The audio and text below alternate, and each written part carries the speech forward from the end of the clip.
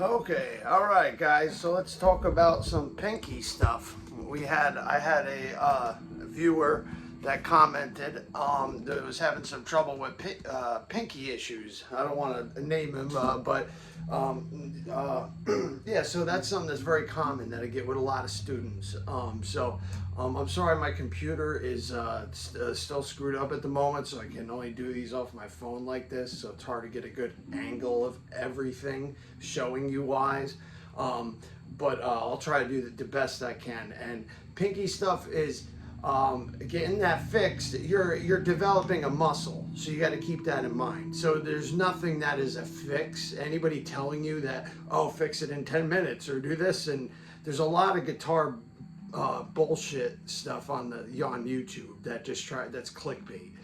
So definitely watch out for that. You got to put in some of the work. At least that's how this works. We can only show you what to do. We can't do it for you. So, but anyway, that should be a little obvious for a lot of you guys already.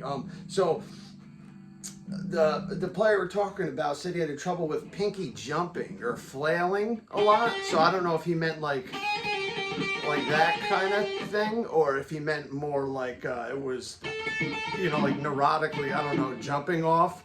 That I have seen both of these. The neurotic one, not as much, because that one is more of a brain issue. That means your brain got trained to try to get this pinky out of the way for something, and it's still reacting to that way when you move it. So that's going to take a different fix. But let's stick with the regular fixes of having a weak pinky. And sometimes you also have a weaker ring finger than you really realize too.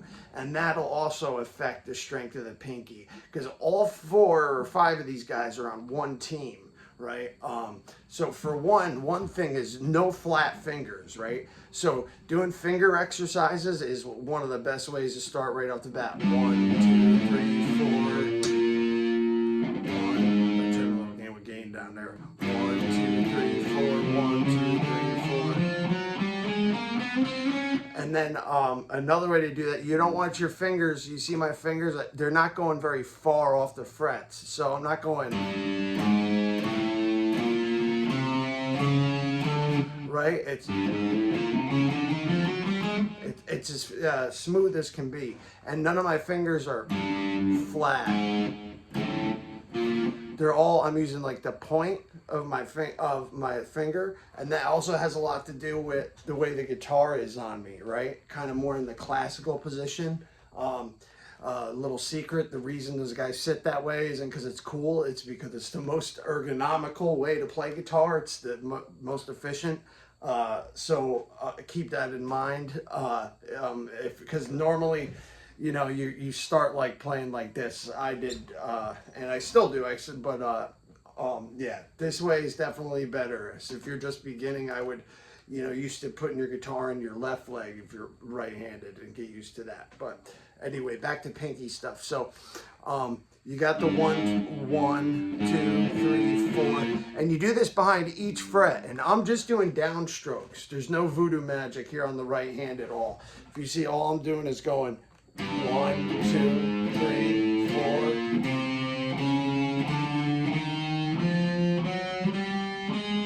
All right, and now the next thing you can do past that is do this and leave like the pinky in place, right? So you'd start, say, like keep the pinky, here, I haven't done this in a while. Let me see, it would work like this, right? You do the extras, and then keep the pinky there, and then go to the next string. Then bring the pinky down. So the pinky never leaves the fretboard except when it has to move in order for a note to be played, right? So, see, at that time I moved it early. I'm not used to doing that. But that's a great exercise for fixing the pinky, right? So with my right hand, all I'm doing is I'm starting right on the top. We're starting the top string on the 3rd fret. I'm downstroking 1, 2, 3, 4. Now my pinky is locked in place. Now I'm going to play the A string with my right hand, right? And I'm going to go down to the A string with these fingers. I'm going to walk them down like this. That's what I'm doing with this exercise. Okay, so you'd see I did the first 4. Now my pinky's locked. Now I move down to the A string.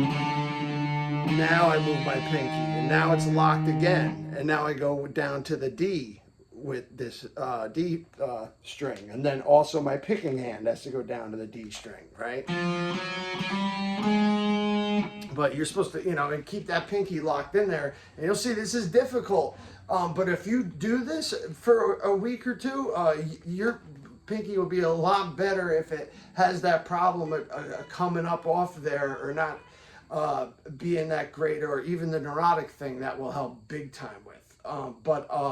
The other thing is using your pinky more forward-like. And by that, what I mean is kind of how you slide and use your ring finger already, or your pointer finger. So like say your ring finger, say you use it a lot to slide up to stuff. So you want to do that with your pinky now. And if you're not as advanced where pentatonic licks and stuff, there's other things you can do, right? So you can do this. So say we had our 1, 2, 3, 4 exercises. You can just do 1, the first finger, then the 3rd finger, then the 4th finger, right? So you're just doing those weak fingers, so you get the first finger.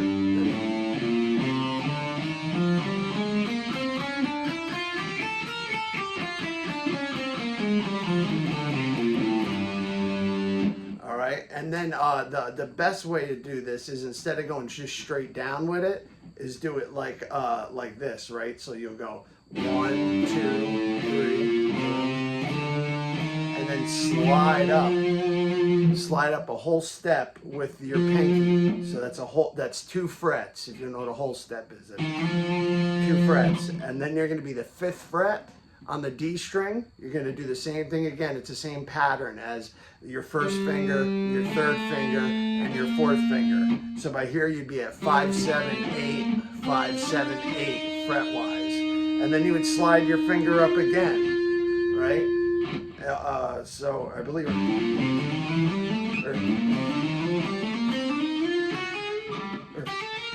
yeah, right, okay. So after you get 5, 7, 8, you slide up to 10, right? And then you go 8, 10, 11, 8, 10, 11. So the whole thing would start on the 3rd fret.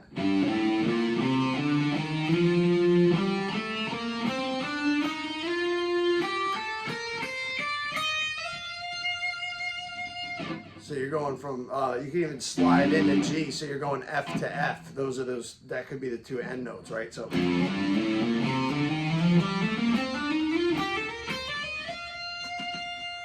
we just went a whole octave from F to F. All right, but that's a great one because you're using your pinky all the time and sliding it forward, right? And then also bend with it a lot, right?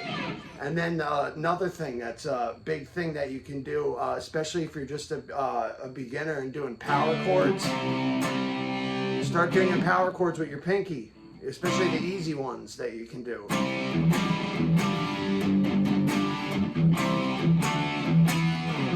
Instead of using that finger, the middle finger, or whatever you're doing at your beginner stage. But yeah, you want to get to kind of keeping like 1 fret per finger and using these other fingers when you're supposed to. Because if you don't use it, it's not going to develop, I'm not going to lie to you and say there's some special method that we can do and get fast, our pinky developed overnight. But I guarantee you, these exercises alone in a couple weeks will make your pinky godly. And I guarantee that. If not, you just put it in the complaint box and I will make